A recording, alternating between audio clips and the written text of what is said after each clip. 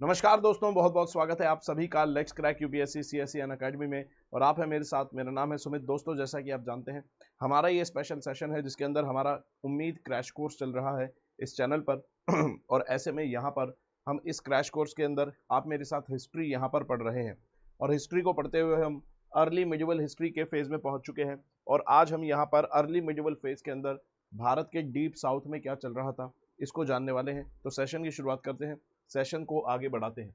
अगर बात करें यहाँ पर पीवाई क्यूज की, तो आप प्रीवियस ईयर में जो आए हुए क्वेश्चन है उनको देख सकते हैं कि कैसे अर्ली मिडिवल वाला जो फेज है भारत के इतिहास से, वहां पर सभी डायनेस्टी से कंबाइन करके क्वेश्चन पूछा गया है। जैसे प्रतिहार्स यहाँ पर है, पल्लव्स यहाँ पर है, चोल शासक यहाँ पर है, पाल शासक यहाँ पर है। आज आप यहाँ पर पल्लव शासन जो साम्राज्य है इसको पढ़ने वाले हैं। और धीरे धीरे आपको चोल का भी रेफरेंस मिलने लगेगा। और नेक्स्ट क्लास में या फिर उससे नेक्स्ट क्लास के अंदर हम चोल शासकों को भी कंप्लीट कर लेंगे। ठीक है, तो यहाँ पर शुरुआत करते हैं सेशन की। और जैसा कि आप जानते हैं दोस्तों, सेशन में हमेशा शुरुआत करने से पहले हम एक शॉर्ट क्विज लेते हैं ताकि लास्ट क्लास में जो भी करा हम उसको यहाँ पर रिकॉल कर पाएं। तो कहता है यहाँ पर बताएंगे, कहता है Grahavarman was a king of which dynasty. ठीक है, कहता है कौन सी डायनेस्टी के आपको शासक देखने को मिलते हैं ग्रहवर्मन। ठीक है, तो अर्ली मिडिवल से आपको ये क्वेश्चन देखने को मिलता है। कहता है ग्रहवर्मन आपको कौन से साम्राज्य के शासक देखने को मिलते हैं। तो यहाँ पर अगर बात करें, अर्ली मिडिवल के दौरान हमने पढ़ा था कि आपको नॉर्थ इंडिया में पुष्यभूतिज मिलेंगे। पुष्यभूतिज की कैपिटल थी थानेश्वर और उनके शासक थे कौन, उनके शासक आपको राजा हर्षवर्धन मिलेंगे। उसके अलावा आपको मैत्रकाज ऑफ वलाभी मिलते हैं। इसके अलावा आपको मौखरीज ऑफ कन्नौज मिलते हैं और उनके शासक आपको मिलेंगे कौन, ग्रहवर्मन, जो कि राजा हर्षवर्धन के जीजाजी भी थे। यानी कि राजा हर्षवर्धन की बहन का विवाह ग्रहवर्मन से हुआ था। ठीक है, चलिए। इसके अलावा कहता है who shifted the capital from Thanesar to Kannauj. ठीक है, अब यहाँ पर होता यह है कि जो ग्रहवर्मन थे, मौखरीज ऑफ कन्नौज यानी कि कन्नौज के शासक, इनकी हत्या कर दी जाती है, इनको हरा दिया जाता है, हत्या कर दी जाती है। बंगाल के शासक यानी कि बंगाल को उस समय गौड़ रीजन कहा जाता था, तो गौड़ के शासक थे कौन, शशांक। शशांक हत्या कर देते हैं ग्रहवर्मन की। और क्योंकि ग्रहवर्मन जो थे वो राजा हर्षवर्धन के जीजाजी थे, तो ऐसे में इस चीज का बदला लेने के लिए राजा हर्षवर्धन कन्नौज को अपने अंडर लेते हैं और साथ में फिर शशांक ऑफ गौड़ जो है उनको भी हरवाते हैं और उनकी हत्या यहाँ पर करते हैं। और उसके बाद कैपिटल को शिफ्ट कर देते हैं थानेसर से, थानेश्वर से, कहां पर, कन्नौज में। ठीक है, तो राजा हर्षवर्धन कैपिटल को शिफ्ट करते हैं थानेसर से कन्नौज। उसके अलावा कहता है कि भाई स्कंदवराज का मतलब क्या है। ठीक है, टर्मिनोलॉजी पर आधारित यूपीएससी क्वेश्चन बनाता है, तो टर्म्स आपको पता होनी चाहिए। यहाँ पर पूछता है कि भाई स्कंदवराज का मतलब क्या है। अगर आप मेडिवल हिस्ट्री को देखेंगे, स्कंदवराज का मतलब क्या है। स्कंदवराज का मतलब है कि मिलिट्री कैंप्स जो हुआ करते थे इस जमाने में, उनको स्कंदवराज कहा जाता था। ठीक है, अब अगर यहाँ पर आगे बढ़े तो टाइमलाइन अगर देखें, ये हमारी टाइमलाइन कंप्लीट हो चुकी है। एंशिएंट हिस्ट्री की टाइमलाइन कंप्लीट हो चुकी है। गुप्ता साम्राज्य तक हम सब कुछ पढ़ चुके हैं। और अब जब आगे बढ़ते हैं तो अर्ली मिडिवल में हम एंट्री लेते हैं। और अर्ली मिडिवल की जो हमने टाइमलाइन शुरू की है, अर्ली मिडिवल 600 एडी से 1200 एडी के फेज को कहते हैं, जिसके अंदर नॉर्थ इंडिया में क्या चल रहा था ये हम पढ़ चुके हैं अच्छे से। नॉर्थ इंडिया में आपको देखने को मिलेंगे बेसिकली राजा हर्षवर्धन का यानी कि पुष्यभूति का शासन इस फेज में आपको मिलता है। कब, जब आप इस हिस्ट्री को डिवाइड करते हैं 600 से 750 एडी में और 750 से 1200 एडी में। तो 600 से 750 एडी को जब हमने उठाया तो नॉर्थ में राजा हर्षवर्धन मिले, और साउथ में जब गए तो यहाँ पर मिले आपको पल्लवास, पांड्यास एंड चालुक्यास। चालुक्यास हम कंप्लीट कर चुके हैं, बेसिकली डेक्कन में मिलेंगे। आज पल्लवास और पांड्यास जो कि डीप साउथ का हिस्सा है, डीप साउथ में हमारा फोकस जाने वाला है। ठीक है, तो अगर बात करें 600 से 750 एडी के दौरान, ठीक है, 600 से 750 एडी के दौरान भारत के मैप की अगर बात करें तो इस तरह से आपको भारत का मैप नजर आता है यहाँ पर। ठीक है, जिसके अंदर हमने अलग अलग डायनेस्टीज को स्टडी करा। नॉर्थ की अगर बात करें, ठीक है, नॉर्थ की, तो यहाँ पर आपको राजा हर्षवर्धन दिखेंगे। उसके अलावा अगर यहाँ पर डेक्कन की बात करें तो यहाँ पर आपको चालुक्यास मिलेंगे। और यहाँ पर अगर बात करें तो यहाँ पर आपको पल्लवास, ठीक है, और पांड्यास यहाँ पर देखने को मिलते हैं। इस रीजन में यहाँ पर आपको पल्लवास मिलेंगे और इधर आपको पांड्यास मिलते हैं। तो कहता है कि डेक्कन में हम स्टडी कर चुके हैं, नॉर्थ को स्टडी कर चुके हैं। अब आज हमारा फोकस रहने वाला है इस रीजन पर जिसको हम कहते हैं डीप साउथ। ठीक है, तो भारत का जो पेनिनसुलर पार्ट है, भारत का जो सदर्न रीजन है, उसका बिल्कुल आखिरी सुदूर जो क्षेत्र है उसको हम स्टडी करेंगे और उसमें हमें पल्लवास और पांड्यास को पढ़ना है। ठीक है, तो कुल मिला के हमारा फिर साउथ पूरा कवर हो जाएगा, चालुक्य, पल्लवास, पांड्यास। किस क्षेत्र, किस एरिया, किस एरा के अंदर, 600 से 750 एडी के दौरान। तो 600 से 750 एडी का पूरा भारत हम कंप्लीट कर लेंगे। उसके बाद जो हम अपना अगला कैटेगराइजेशन देखेंगे वो देखेंगे 750 से 1200 एडी का जो जमाना था उसको फिर हम स्टडी करेंगे। तो आज हमारा फोकस जो है वो डीप साउथ है, 600 से 750 एडी के दौरान। तो ये अर्ली मिडिवल की टाइमलाइन आपको पता होनी चाहिए कि 600 से 750 एडी में नॉर्थ को हम स्टडी कर चुके हैं, साउथ में भी हम चालुक्यास को स्टडी कर चुके हैं, पल्लवास और पांड्यास पर आज हमारा फोकस रहने वाला है, ठीक है। और जब आगे आएंगे 750 एडी के बाद के समय में तो इस कैटेगराइजेशन को भी समझेंगे और इस पर भी काम करते हुए आगे चलेंगे। अब अगर बात करें, यहाँ पर ऑलरेडी हम चालुक्यास को समझ चुके थे, ठीक है, कि किस तरह से चालुक्यास आपको देखने को मिलते हैं, ठीक है। साउथ की हिस्ट्री को अगर बात करें तो साउथ की हिस्ट्री में आपको इस फेज के अंदर पल्लवास, चालुक्यास और पांड्यास मिलते हैं। चालुक्यास हमारा कंप्लीट हो चुका है, पल्लवास और पांड्यास पर हमारा फोकस रहने वाला है। एक चीज मैं आपको और बता दूं दोस्तों, यहाँ पर हमने पढ़ा था संगम जमाने के अंदर आपको कौन से साम्राज्य मिलते हैं। संगम जमाना जो कि 300 बीसी से लगभग 300 एडी का जमाना था साउथ इंडिया की हिस्ट्री में। यहाँ पर आपको चोलास, चेरास और पांड्यास मिलते हैं। ये जो चोलास थे संगम जमाने के, इनको हम अर्ली चोलास भी कहते हैं। आपको एक और चोलास देखने को मिलेंगे जो कि आपको 850 एडी से 1200 एडी तक नॉर्थ इंडिया में पूरे डीप साउथ में आपको राज करते हुए मिलेंगे। यानी कि जब हम आगे बढ़ेंगे पल्लवास, चालुक्यास और पांड्यास की पॉलिटी से, तब हम देखेंगे साउथ इंडिया में सबसे बड़ा किंगडम पैदा होगा, वो है चोलास का, ठीक है। और ये जो चोल है ये अलग चोलास है, ठीक है। तो यहाँ पर ये जो चोलास है इनको कहा जाता है लेटर चोलास या फिर इंपीरियल चोलास, जो कि मिडिवल जमाने के चोलास आपको देखने को मिलते हैं और ये बहुत ज्यादा पावरफुल है। तो यहाँ पर आपको कंफ्यूजन क्रिएट नहीं करनी है। चोल शासक आपको संगम जमाने में भी दिखेंगे और चोल शासक आपको मिडिवल जमाने में भी दिखेंगे। तो इसलिए मैं आपको पहले ही बता रहा हूँ, कभी यहाँ पर आपका जिक्र आए कि भाई जो चोलास हैं फाइनली उन्होंने सबको हरा दिया और यहाँ पर पल्लवास को हरा के पूरे पावर में आ गए, तो वो कौन से चोलास होंगे? वो 850 से 1200 एडी वाले, यानी कि वो सबसे पावरफुल चोलास होंगे जिनको इंपीरियल या फिर लेटर चोलास भी कहते हैं, ठीक है। तो जाहिर सी बात है जो चोलास पहले आए वो अर्ली चोलास, जो बाद में मिडिवल जमाने में देखने को मिलते हैं वो लेटर चोलास। तो इस तरह से याद रखेंगे। बेसिकली हम चालुक्यास को कर चुके हैं, 600 से 750 एडी के दौरान पल्लवास और पांड्यास पर हमारा फोकस रहने वाला है। तो चालुक्यास को हमने देखा था, चालुक्यास आपको डेक्कन के अंदर देखने को मिलते हैं जिनकी कैपिटल आपको बादामी देखने को मिलती है, ठीक है। और बादामी वाले जो चालुक्यास हैं ये आपको 750 तक साम्राज्य चलाते हुए देखने को मिलते हैं, लगभग 543 से आपको देखने को मिलते हैं। तो चालुक्यास और बादामी लगभग 543 से 750 एडी तक आपको साम्राज्य चलाते हुए दिखते हैं, ठीक है, डेक्कन के अंदर।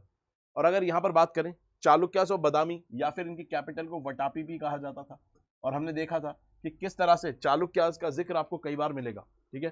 तो ये चालुक्यास आपको देखने को मिलते हैं 750 एडी तक साम्राज्य चलाते हैं। फिर एक और चालुक्यास मिलते हैं जो कि जिनको कहा जाता है चालुक्यास ऑफ कल्याणी, इनकी कैपिटल थी कल्याणी। दोनों का जो एरिया है ऑलमोस्ट आपको सिमिलर देखने को मिलेगा। कर्नाटका जो है और महाराष्ट्र जो है वो मेन एरिया इनका देखने को मिलता है और कैपिटल आपको कर्नाटक में ही मिलेगी। बादामी भी कर्नाटक में मिलेगी, कल्याणी भी आपको कर्नाटका में ही देखने को मिलती है। तो दोनों ही चालुक्यास हैं और दोनों यहाँ पर कैपिटल लेकिन दोनों की अलग अलग है। उसके अलावा टाइम में आपको डिफरेंस मिलेगा। जो बादामी वाले चालुक्यास हैं वो 750 एडी में खत्म हो जाते हैं और यहाँ पर जो कल्याणी वाले चालुक्यास हैं ये 970 एडी में एग्जिस्टेंस में आते हैं। तो आप देख सकते हैं कल्याणी वाले चालुक्यास लगभग 200 साल बाद, बादामी के 200 साल बाद एग्जिस्टेंस में आते हैं। तो याद रखेंगे, पेपर में आपसे घुमा फिरा के क्वेश्चन पूछ सकता है। ये दोनों चालुक्यास में आपको 200 साल का गैप दिखेगा, इसका मतलब ये दोनों एक दूसरे के पैरेलल नहीं चल रहे थे, ठीक है, पहली बात। इन दोनों को कनेक्ट करने वाले बीच में एक और चालुक्यास मिलेंगे जिनको कहा गया चालुक्यास ऑफ वेंगी, ठीक है। और चालुक्यास ऑफ वेंगी आपको देखने को मिलते हैं इस रीजन में, आंध्र प्रदेश के रीजन में। और चालुक्यास ऑफ वेंगी जो है इनको ईस्टर्न चालुक्यास भी कहा जाता है। और याद रखेंगे जो चालुक्यास ऑफ कल्याणी है इनको वेस्टर्न चालुक्यास भी कहा जाता है, ठीक है। दरअसल हुआ ये कि चालुक्यास ऑफ बादामी से ही एक ब्रांच निकली जो कि आंध्र प्रदेश के क्षेत्र में शासन करने लगी, वो थी चालुक्यास ऑफ वेंगी। तो चालुक्यन शासक पुलकेशिन II ने जब इस रीजन को जीता, आंध्र प्रदेश के रीजन को जीता, तो ये रीजन अपने भाई को दे दिया और इनके भाई जो है बाद में पुलकेशिन II की मृत्यु के बाद इस रीजन को चालुक्यास ऑफ वेंगी के रूप में इंडिपेंडेंटली चलाने लगे। तो चालुक्यास ऑफ वेंगी दरअसल कुछ नहीं है बल्कि एक ऐसी ब्रांच है जो चालुक्यास ऑफ बादामी से ही निकली हुई है, जो कि आपको साउथ इंडिया में देखने को मिलेगी, आंध्रा रीजन के अंदर। और इसकी टाइमलाइन देखेंगे तो 624 से 1189 AD दिखती है, जो कि आपको ये बताती है कि इन दोनों चालुक्यास के बीच के दौरान आपको चालुक्यास ऑफ वेंगी दिखेंगे, जो कि दोनों के कंटेम्पररी थे। ठीक है, तो चालुक्यास ऑफ बादामी आपको देखने को मिलेंगे और इनसे एग्जिस्टेंस में आते हैं चालुक्यास ऑफ वेंगी। यहाँ से खत्म हो जाते हैं चालुक्यास ऑफ बादामी, लेकिन उसके बाद फिर इस रीजन के अंदर आते हैं चालुक्यास ऑफ कल्याणी, और यहाँ पर वेंगी आपको इनके साथ भी चलते हुए दिखेंगे और वेंगी आपको कल्याणी के साथ भी चलते हुए नजर आएंगे। इसके अलावा आपको यहाँ पर लता रीजन में, गुजरात के लता रीजन में एक और चालुक्यास पैदा होते हुए नजर आते हैं, जो कि चालुक्यास ऑफ कल्याणी से निकले हुए हैं। ठीक है, तो यहाँ पर चालुक्यास ऑफ लता आपको देखने को मिलते हैं, जो कि चालुक्यास ऑफ कल्याणी से निकले हुए हैं। बाद में इनको ओवर पावर कर जाते हैं यहाँ पर एक राजपूत शासक, जिनको भी चालुक्यास कहा जाता है, लेकिन जो ये चालुक्य शासक है, राजपूत शासक, इनको बेसिकली सोलंकीज कहा जाता है। तो सोलंकीज जो है इनको भी चालुक्यास कहा जाता है, लेकिन ये सोलंकी जो है बेसिकली राजपूत शासक है। तो लेकिन याद रखेंगे चालुक्यास इनको भी कहा जाता है। ठीक, चालुक्यास ऑफ गुजरात इनको कहा जाता है, जो कि सोलंकीज थे, लेकिन ये राजपूत शासक है। ठीक है, तो इस चीज को याद रखेंगे, ये अलग है, ये राजपूत शासक है। चालुक्यास ऑफ गुजरात या फिर सोलंकीज इनको कहा जाता है। लता वाले जो चालुक्यास हैं वो उनकी ब्रांच कल्याणी से निकली थी। अब इस चीज को याद रखेंगे कि चालुक्यास ऑफ बादामी से कौन निकले, वेंगी, और चालुक्यास ऑफ कल्याणी से कौन निकले, चालुक्यास ऑफ लता। ठीक है, चलिए ये आपको पता चल गया। ठीक है, और चालुक्यास के सबसे फेमस जो शासक थे वो थे पुलकेशिन II, ये हम ऑलरेडी यहाँ पर देख चुके हैं, और इनके जो कोर्ट पोएट थे वो थे रवि कीर्ति, और इनके ही द्वारा आईहोल जो इंस्क्रिप्शन है उसके अंदर हमें पुलकेशिन II के बारे में तारीफ लिखी गई है और बताया गया है कि कैसे पुलकेशिन II ने राजा हर्षवर्धन को, जो कि नॉर्थ के सबसे पावरफुल शासक थे, उनको हराया और अपने आप को टाइटल दिया कि सकल उत्तरपात नाथ, यानी कि पूरे नॉर्थ का गॉड अपने आप को बताया। तो रवि कीर्ति ने जो इंस्क्रिप्शन लिखवाया आईहोल के अंदर, कर्नाटका के अंदर, वहीं से हमें पुलकेशिन II के बारे में जानकारी मिलती है, और वहीं से हमें यह पता चलता है चालुक्यन शासक पुलकेशिन II ने राजा हर्षवर्धन को हराया था नर्मदा नदी के तट पर। ठीक है, उसके अलावा यहाँ पर अगर बात करें तो ये सारी बातें हम ऑलरेडी देख चुके हैं कि कौन कौन से आपको यहाँ पर चालुक्यास देखने को मिलते हैं। उसके अलावा यहाँ पर नरसिंह वर्मन, जो कि आपको एक पल्लव शासक मिलेंगे, इन्होंने पुलकेशिन II की हत्या की थी और यहाँ पर वटापी कोंडा खुद को टाइटल दिया था। तो आप देख रहे हैं कि पल्लव और चालुक्यास का आपको कॉन्फ्लिक्ट देखने को मिलता है, तो इसलिए पल्लव का हमें पढ़ना बहुत ज्यादा जरूरी है, क्योंकि इस पॉलिटी के अंदर, इस फेज में पॉलिटी के अंदर पल्लव, चालुक्यास और पांड्यास का रोल आपको बेसिकली देखने को मिलता है। ठीक है, चलिए उसके बाद अगर यहाँ पर बात करें तो विक्रमादित्य वन जो है, इन्होंने फिर चालुक्यास की हार का बदला लिया और फिर बाद में यहाँ पर डिस्ट्रॉय करा पल्लवास को और अपने आप को राजा मल्ला का टाइटल यहाँ पर दिया। इसके अलावा जैसे ही आगे बढ़ते हैं तो हमने चालुक्यन आर्किटेक्चर भी देखा था कि कैसे डेक्कन के क्षेत्र के अंदर मंदिर आर्किटेक्चर की शुरुआत जो होती है वो चालुक्यन जमाने में आपको देखने को मिलेगी, जिसमें वेसारा स्टाइल जो आर्किटेक्चर है ये आपको यहाँ पर देखने को मिलता है। वेसारा स्टाइल जो आर्किटेक्चर है टेम्पल का, जिसके अंदर नॉर्थ इंडिया का नगर स्टाइल और साउथ इंडिया का द्रविड़ स्टाइल दोनों का कॉम्बिनेशन देखने को मिलता है, और ये आपको 3 स्टेजेस में डेवलप होता हुआ नजर आता है। सबसे पहले आपको केव टेम्पल दिखते हैं आईहोल के अंदर, उसके बाद आपको यहाँ पर सिंपल स्ट्रक्चर देखने को मिलते हैं, और फिर उसके बाद आपको फुल फ्लेज मंदिर देखने को मिलते हैं। अगर बात करें केव टेम्पल्स की तो आप केव टेम्पल्स के एग्जांपल देख सकते हैं रावण पहाड़ी आईहोल में, उसके अलावा बादामी केव टेम्पल आप यहाँ पर देख सकते हैं। इन केव टेम्पल्स में आपको कुछ खास स्कल्पचर्स मिलेंगे, जैसे कि भगवान विष्णु का शेषनाग के ऊपर आराम करते हुए, आपको रेस्ट करते हुए फोटो मिल जाएगी, चित्र मिल जाएगा, और नटराज के अवतार के अंदर नटराज के रूप में भगवान शिव के आपको पोर्ट्रेट मिलता है, स्टोन पोर्ट्रेट चालुक्यन जमाने का। याद रखेंगे भगवान शिव का जो स्टोन पोर्ट्रेट है ब्रोंज वाला, वो चोला जमाने का फेमस है, लेकिन उससे पहले अगर कोई फेमस रहा है नटराज पोर्ट्रेट तो वो स्टोन के रूप में है, और वो चालुक्यास का आपको देखने को मिल जाएगा, चालुक्यन जमाने का है, और वो आपको बादामी केव के अंदर देखने को मिलता है। तो नटराज जो अवस्था में भगवान शिव का मूर्ति है ये आपको देखने को मिलेगी। स्टोन की बात करेंगे तो चालुक्यन जमाने में मिलेगी, ब्रोंज की बात करेंगे तो आपको मिलेगी चोल जमाने के अंदर। ठीक है, चलिए इसके अलावा सेकंड फेज के अंदर, तो फर्स्ट फेज में केव टेम्पल बने, सेकंड फेज के अंदर मंदिर के थोड़े सिंपल स्ट्रक्चर बनने लगे, और उसके एग्जांपल आपके सामने है लडखान टेम्पल और मेघुती जैन टेम्पल। इसके बाद थर्ड फेज को कहते हैं मैच्योर फेज, और कंप्लीट मंदिर यहाँ पर बनने लगे। इसके एग्जांपल आपको पत्ता दक्कल के अंदर मिल जाते हैं, जो कि यूनेस्को वर्ल्ड हेरिटेज साइट भी आपको देखने को मिलती है। तो बत्ता दक्कल के अंदर ग्रुप ऑफ जो टेम्पल्स हैं ये यूनेस्को वर्ल्ड हेरिटेज साइट भी है, और यहाँ पर आपको द्रविड़ और नगर स्टाइल दोनों में ही मंदिर देखने को मिल जाते हैं। यहाँ पर अगर बात करें तो इस तरह से आपको नगर स्टाइल का इन्फ्लुएंस यहाँ पर साफ दिखता है, और ये मंदिर आपको साउथ इंडिया यानी कि द्रविड़ स्टाइल के इन्फ्लुएंस से बना हुआ आपको मंदिर देखने को मिलता है। तो खास प्रकार का जो एक कॉम्बिनेशन वाला आर्किटेक्चर डेवलप होता है वो भी चालुक्यन जमाने में डेक्कन में आपको देखने को मिलता है, ठीक है। और चालुक्यज ऑफ वेंगी कौन थे ये हम यहाँ पर देख चुके हैं, ठीक है। उसके अलावा चालुक्यज ऑफ लता आपको देखने को मिलते हैं, जो कि वेस्टर्न चालुक्यज कौन है, चालुक्यज ऑफ कल्याणी, उनके फ्यूडेटरी हुआ करते थे और उनसे निकलकर आपको देखने को मिलते हैं। अब अगर बात करें यहाँ पर डीप साउथ की तरफ हम बढ़ रहे थे और डीप साउथ में अब यहाँ पर एंट्री लेते हैं कब, 600 से 750 के एडी जमाने में। अगर बात करें साउथ में तो यहाँ पर एक गुजरात है, यहाँ पर विंध्या माउंटेन है, यहाँ पर आपको चालुक्याज आप ऑलरेडी स्टडी कर चुके हैं इस जमाने में 600 से 750 के दौरान। और अब हम यहाँ पर देखेंगे, किसको देखेंगे, यहाँ पर पल्लवास को और पांड्यास को। आगे बढ़ने से पहले दोस्तों एक इंपॉर्टेंट जानकारी, आप में से जो भी दोस्त ये सोच रहे हैं कि भाई यूपीएससी की तैयारी कैसे करें, समझ नहीं आ रहा, या आपकी जानकारी में कोई ऐसा दोस्त है और जो कोर्सेज है ऑनलाइन जो कोर्सेज है काफ़ी महंगे लगते हैं, तो ऐसे में यहाँ पर एक सिंपल कोर्स, एक काफ़ी अफोर्डेबल कोर्स लॉन्च किया गया है, जो कि है सिर्फ 2999 में, यानी कि ये लगभग सिर्फ 3000 रुपये का कोर्स है। और ऐसे में ये कोर्स जो है आपको एनसीईआरटीज कवर करवाता है, और यानी कि एनसीईआरटी से आप अपनी तैयारी शुरू कर सकते हैं। 6ठी से 12वीं तक की सभी एनसीईआरटीज कवर होंगी। एनसीईआरटीज दोस्तों आपको कोर सब्जेक्ट्स में आपकी कमांड बनाती है, और अगर कोर सब्जेक्ट्स में आपने अच्छे से काम कर लिया शुरुआत में ही, तो आपके कई सारे अटेम्प्ट्स यूपीएससी की प्रिपरेशन में बच सकते हैं। मेरे साथ आप यहाँ पर हिस्ट्री पढ़ते हैं 6ठी से 12वीं तक की एनसीईआरटी में, और हिस्ट्री जब आप मेरे साथ पढ़ते हैं तो हम यहाँ पर प्रीलिम्स और मेंस दोनों के हिसाब से हिस्ट्री को पढ़ते हैं।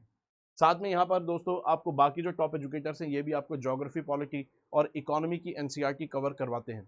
इसके अलावा दोस्तों आपको कोड लगाना होगा SMK लाइव अगर आप इस कोर्स के अंदर एनरोल करना चाहते हैं और हिस्ट्री को इंटरेस्टिंग तरीके से पढ़ना चाहते हैं, यूपीएससी के पर्सपेक्टिव से प्री और मेंस के फाउंडेशन स्ट्रॉन्ग करना चाहते हैं, तो आप यहाँ पर कोड लगा सकते हैं SMK लाइव, और आपको यहाँ पर सिर्फ 2999 के अंदर ये कोर्स मिल जाएगा।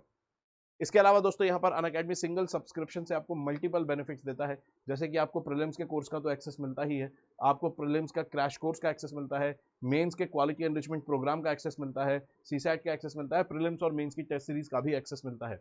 और ये बाकी अदर इंस्टीट्यूट्स में ये फैसिलिटीज आपको नहीं मिलती है सिंगल सब्सक्रिप्शन से। तो अगर आपको ये सारी चीज़ों का फायदा उठाना है, साथ में अगर आप 50% डिस्काउंट पर कोर्सेज में एनरोल करना चाहते हैं 2025 के, तो अभी आपके पास मौका है, क्योंकि यहाँ पर अभी 50% ऑफ चल रहा है।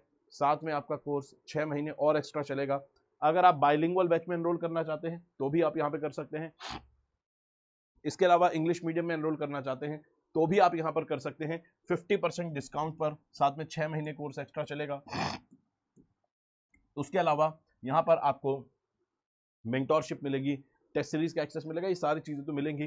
कोड आपको लगाना होगा SMK लाइव, ठीक है।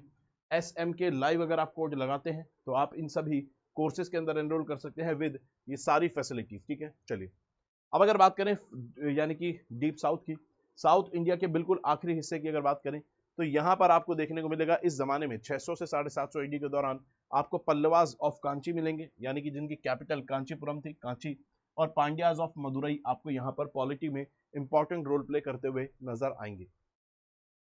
अगर बात करें यहाँ पर तो कहता है कि भाई जब आपको देखने को मिलेगा, एक जमाना था पोस्ट मॉडर्न फेज में जब यहाँ पर सातवाहन आपको डेक्कन के अंदर देखने को मिलते हैं। सातवाहन साम्राज्य खत्म होता है और डेक्कन के अंदर कौन आते हैं, वाकाटकास आते हैं। लेकिन कहता है कि साउथ इंडिया के किस एक रीजन के अंदर आपको देखने को मिलेगा, साउथ और सेंट्रल इंडिया के एक ईस्टर्न पार्ट के अंदर आपको यहाँ पर कौन मिलेगा, यहाँ पर आपको इक्ष्वाकुज पावर में आते हुए दिखते हैं, और जो कि एक लोकल ट्राइब हुआ करती थी, ठीक है, इक्ष्वाकुज, और भगवान राम के वंशज अपने आप को बताते हैं। और फिर जैसे जैसे समय आगे बीतता है तो इक्ष्वाकुज को पल्लवास जो है वो रिप्लेस कर देते हैं, और पल्लवास आपको यहाँ पर पावर में आते हुए इस जमाने में नजर आएंगे। धीरे धीरे पल्लवास साउथ की पॉलिटी को पूरी तरह से डोमिनेट करते हैं। पांड्याज आपको यहाँ पर देखने को मिलते हैं। ये जो चेराज हैं, इस जमाने में चेराज भी आपको मिलेंगे, ये चेरा पेरूमल्स आपको देखने को मिलते हैं। और ये चेराज जो है ये वो चेरा नहीं है संगम जमाने वाले, ये अलग चेराज हैं, ठीक है। चेरा पेरूमल्स आपको यहाँ पर देखने को मिलते हैं। इसके अलावा लेकिन जो पॉलिटी है वो आपको बेसिकली पल्लव और पांड्याज के द्वारा डोमिनेटेड देखने को मिलती है।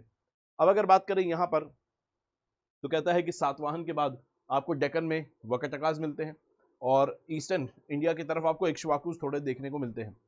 इक्ष्वाकुज को रिप्लेस कर देते हैं कौन, पल्लवास, इस पूरे रीजन के अंदर। और फिर यहाँ पर कांची जो है इनकी पल्लवास की कैपिटल बनती है, एक इंपॉर्टेंट टेम्पल टाउन बनता है, ट्रेड यहाँ पर होता है, व्यापार अच्छा खासा होता है पल्लव्स के जमाने में, ठीक है। उसके अलावा यहाँ पर बोलता है कि भाई जो मेन आपको कॉन्करर देखने को मिलते हैं, जो कि क्रूशियल रोल प्ले करते हैं पल्लवास के पावर के राइज के अंदर, वो कौन है? वो है यहाँ पर सिम्हाविष्णु, ठीक है।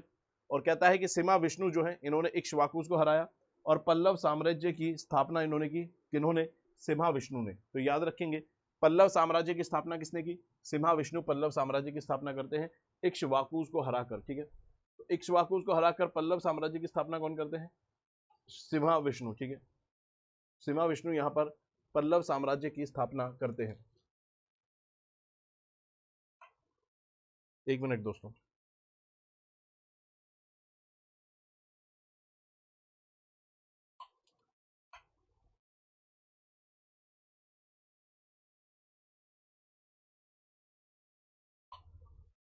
ठीक है, तो पल्लव डायनेस्टी की शुरुआत कौन करते हैं? सिम्हाविष्णु।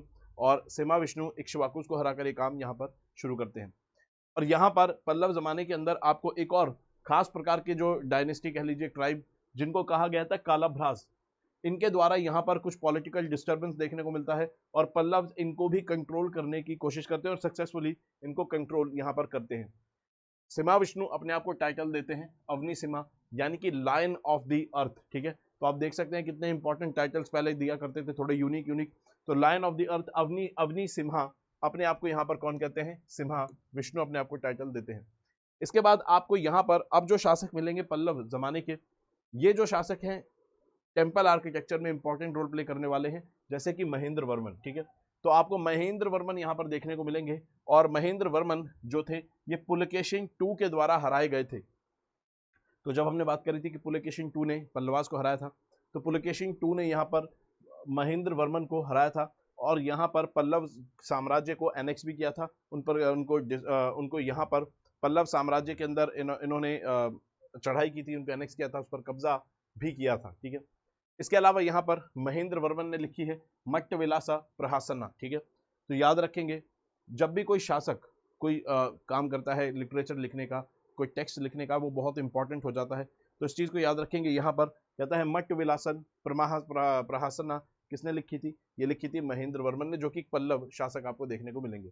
इसके अलावा पल्लव साम्राज्य वो साम्राज्य है, बहुत ज्यादा इंपॉर्टेंट है, जो कि डीप साउथ में टेम्पल आर्किटेक्चर की शुरुआत करता है।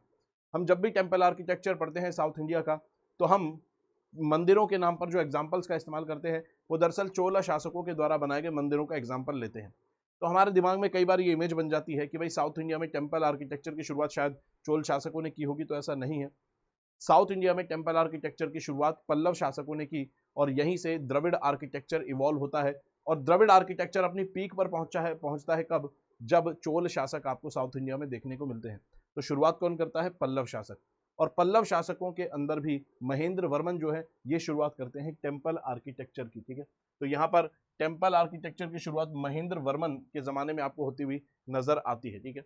चलिए, और महेंद्र वर्मन जो थे ये शुरुआत में एक जैन शासक हुआ करते थे, यानी इनका जो पर्सनल रिलीजन था वो क्या था? वो था जैनिज्म। जैनिज्म इनका पर्सनल रिलीजन था, लेकिन धीरे धीरे यहाँ पर अपार नाम के जो सेंट हैं इनके इन्फ्लुएंस में आकर ये भगवान शिव की उपासना शुरू कर देते हैं और शैवाइट एक फॉलोवर, भगवान शिव के फॉलोवर उपासक बन जाते हैं। आप देखते हैं इस तरह से केव टेम्पल की जब शुरुआत होती है तो इस तरह से आपको देखने को मिलता है ममल्लमपुरम के अंदर यहाँ पे सुंदर कार्विंग्स की जाती है। इसको अभी आगे डिटेल में देखेंगे, ठीक है। चलिए, उसके अलावा आपको फिर अगले शासक देखने को मिलते हैं नरसिम्हा वर्मन वन, ठीक है। नरसिम्हा वर्मन वन आपको अगले शासक देखने को मिलते हैं जिनको महामल्ला भी कहा जाता है। और महामल्ला नरसिम्हा शासक वर्मन वन ने अपने पिता की जो हार थी उसका बदला यहाँ पर लिया और पुलकेशिन II को सिर्फ हराया ही नहीं बल्कि यहाँ पर चालुक्यन साम्राज्य को डिस्ट्रॉय भी करा, इनकी कैपिटल को डिस्ट्रॉय करा। इसमें चालुक्यन साम्राज्य के अंदर उसको कॉन्क्वेस्ट करा, उसको एनेक्स किया, इन्वेड किया और यहाँ पर अपने आप को टाइटल दिया कि भाई वतापी कोंडा, ठीक है। चलिए, और यहाँ पर जाने जाते हैं किस लिए? जाने जाते हैं नरसिम्हा वर्मन जाने जाते हैं महाबलीपुरम के अंदर रथ टेम्पल बनाने के लिए। तो यहाँ पर साउथ इंडिया के अंदर टेम्पल आर्किटेक्चर की शुरुआत हो चुकी है।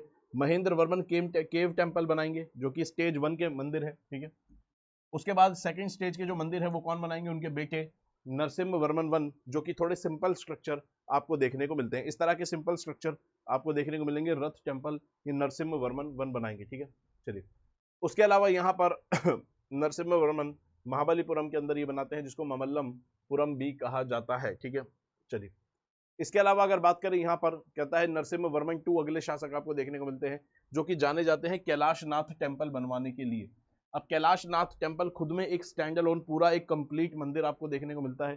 ठीक है, और यहाँ पर दरअसल अब वो फेज शुरू हो जाता है जब साउथ इंडिया के अंदर टेम्पल आर्किटेक्चर में अब फुल फ्लेज मंदिर बनने लगे हैं, फुल फ्लेजेड। ठीक है, फुल फ्लेजेड मंदिर अब यहाँ पर बनने लगे हैं।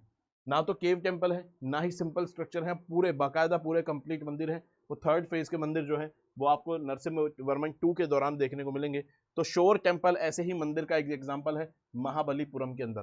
तो आप देखिए कि महाबलीपुरम के अंदर आपको केव टेम्पल भी मिल जाएंगे, रथ टेम्पल भी मिल जाएंगे, और आपको थर्ड स्टेज का शोर टेम्पल भी मिल जाएगा। तो महाबलीपुरम एक बहुत इंपॉर्टेंट यूनेस्को साइट है, जहां पर आपको बहुत सुंदर मंदिर देखने को मिलते हैं।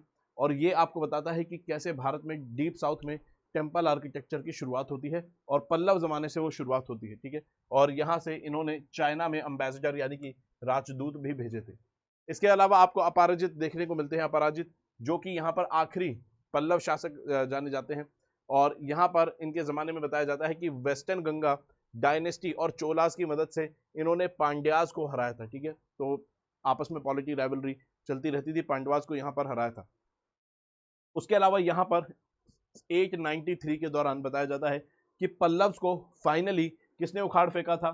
चोला शासक आदित्य ने यहाँ पर उखाड़ फेंका था, और यहाँ पर कंप्लीट जो साम्राज्य है वो पूरा फिर चोला शासकों के अंडर चला जाता है। ठीक है, तो पल्लव्स को फाइनली चोला शासकों ने उखाड़ कर फेंका था। और ये कौन से चोलास हैं? ये लेटर चोलास हैं, जो कि आपको देखने को मिलते हैं, जिनको इंपीरियल चोलास भी हम कहते हैं। ठीक है, तो ये शासक यहाँ पर आपको पावर में आते हुए देखने को बाद में मिलते हैं।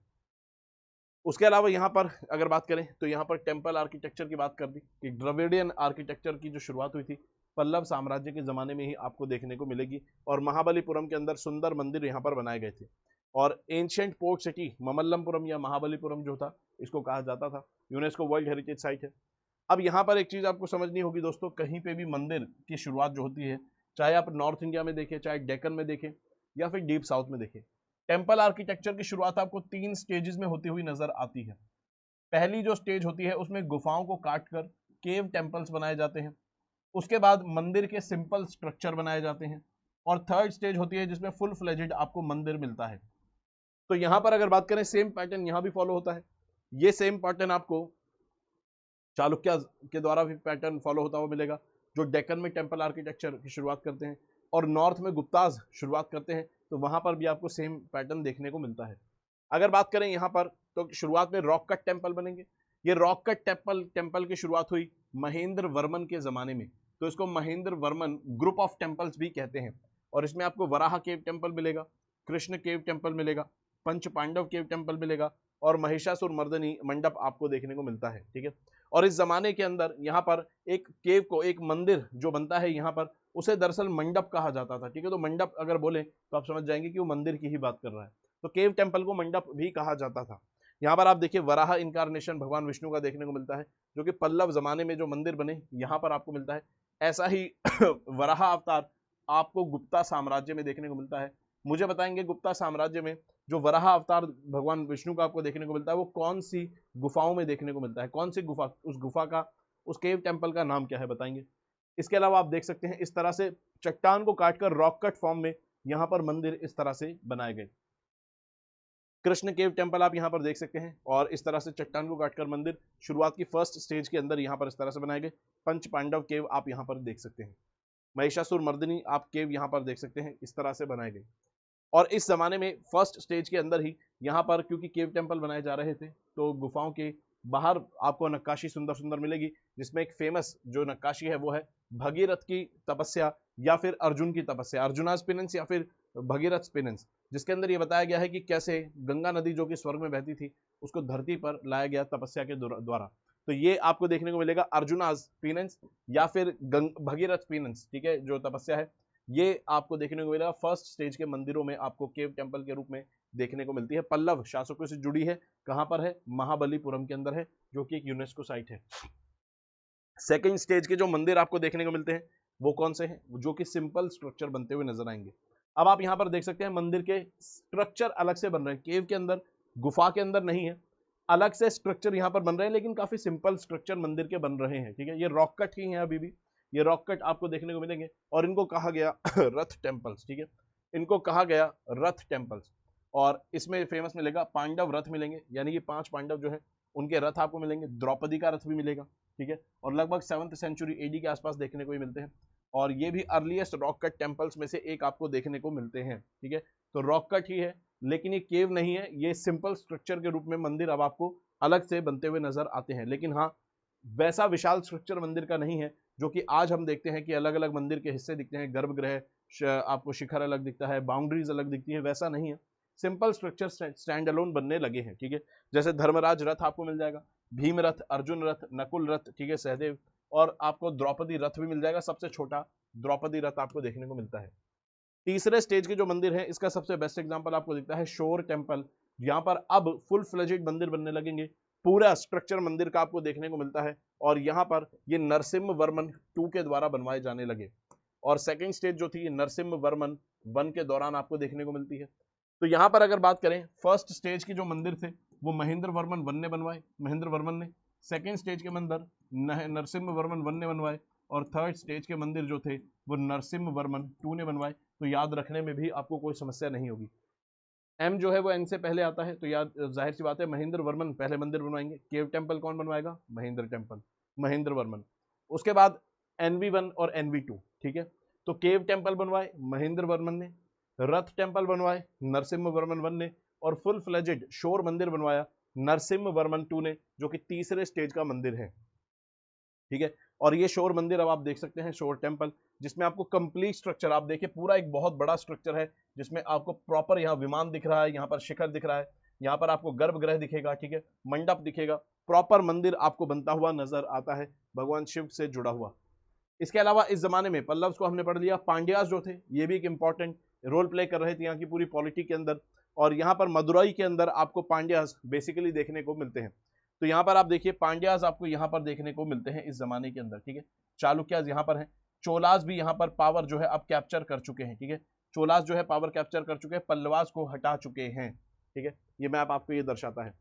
यहाँ पर अगर बात करें तो कहता है कि कडुंगो आपको पहले शासक देखने को मिलते हैं, इनके बारे में बहुत ज्यादा जानकारी नहीं है। लेकिन उसके बाद आपको मारावर्मन अवनी शोलामनी यहाँ पर देखने को मिलते हैं, जो कि किसके बेटे हैं? कडुंगो के बेटे आपको देखने को मिलते हैं, जो कि यहाँ पर कालभ्राज का जो शासन है उसका अंत यहाँ पर करते हैं इस एरिया के अंदर, और पांड्यास को रिवाइव करते हैं, ठीक है। कालभ्राज कौन है? ये भी एक प्रकार के एक आप कह सकते हैं ट्राइब या डायनेस्टी से आने वाले लोग आपको देखने को मिलते हैं। और कालभ्राज का जो पावर का राइज है ये पॉजिटिव सेंस में नहीं देखा गया है साउथ इंडिया के बाकी शासकों के द्वारा, ठीक है। क्यों? क्योंकि यहाँ पर बताया जाता है कि ये वो लोग थे जो कि ब्रह्मदेया राइट्स जो थे, जो कि ब्राह्मणों को जो जमीन दी जाती थी उसको अबॉलिश कर दिया था, ठीक है। तो ब्राह्मणों को जमीन दी जाती थी जो कि दान में, वो कालभ्राज ने अबॉलिश कर दी थी, तो इस वजह से इनको पॉजिटिव लाइट में नहीं देखा जाता है। दूसरी तरफ ये वैदिक रिलीजन को नहीं बल्कि बुद्धिज्म को प्रमोट करते थे और बुद्धिज्म को पेट्रोनाइज करते थे। तो शायद आप कह सकते हैं उस समय कल्चरल और रिलीजियस क्लैश होने के कारण जो बाद में जो स्क्रिप्चर लिखे गए, जो भी चीजें लिखी गई, कालभ्राज को फिर उस पॉजिटिव तरीके से नहीं देखा गया, क्योंकि जो क्लैश था वो वहां पर आपको देखने को मिलता है, ठीक है। तो कालभ्राज जो है इनको पॉजिटिव लाइट में नहीं देखा गया, ठीक है, जाहिर सी बात है, ठीक है। उस और यहाँ पर पल्लवास की जो अथॉरिटी थी उसको चैलेंज करते थे। साउथ इंडिया में सभी साम्राज्य की अथॉरिटी को चैलेंज करते हुए कालभ्राज आपको नजर आएंगे, ठीक है। और कौन है कालभ्राज? जो कि ब्रह्मदेया राइट्स को जिन्होंने अबॉलिश किया, साथ में यहाँ पर बुद्धिज्म को भी पेट्रोनाइज करते थे, ठीक है।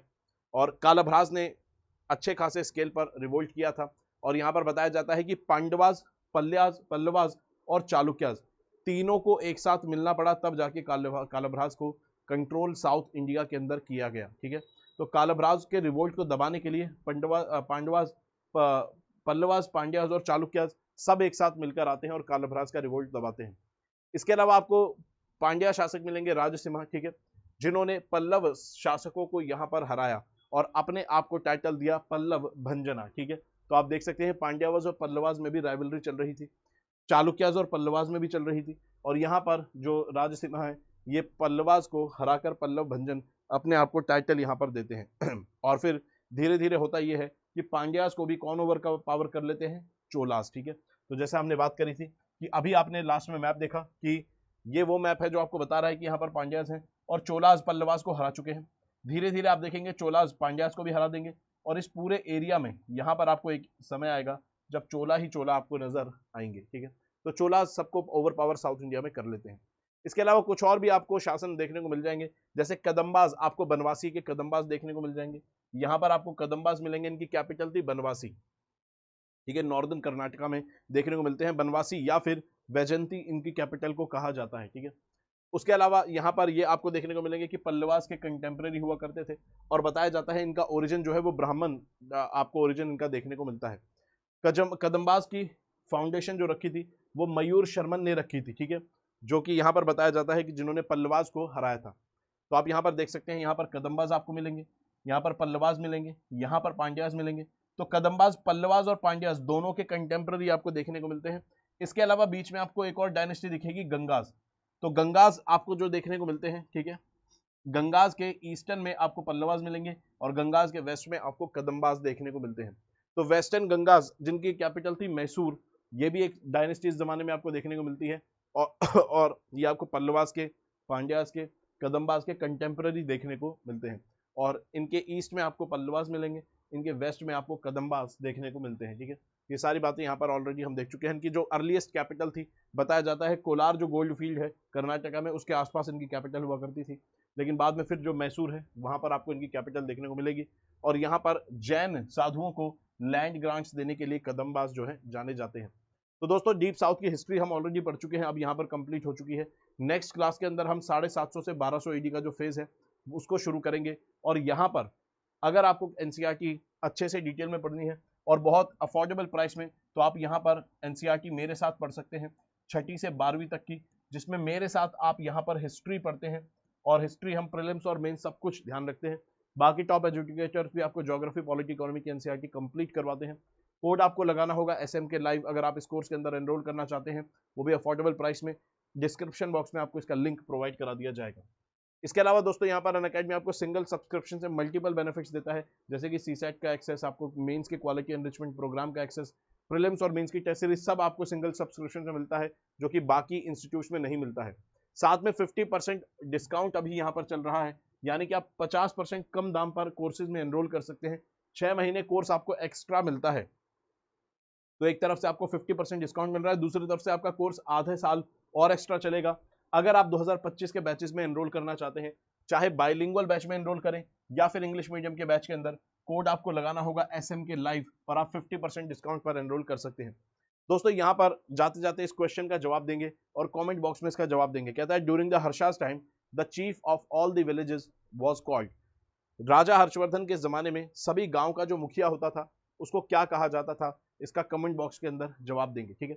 तो दोस्तों ये था पूरा सेशन। यहाँ पर आई होप आपको चीजें समझ आई होंगी और यहाँ पर अर्ली मिडिवल हिस्ट्री के बारे में आपने जो चीजें जानी वो आप उसको रिवाइज करेंगे तो पेपर में आपको डेफिनेटली हेल्प करेगी। आने वाले समय में जो नेक्स्ट क्लास होगी, अर्ली मिडिवल के आने वाले फेजेस को हम और पढ़ेंगे, ठीक है। चलिए तो मिलते हैं दोस्तों नेक्स्ट क्लास के अंदर, तब तक पढ़ते रहेंगे, अपना ख्याल रखेंगे। जय हिंद दोस्तों।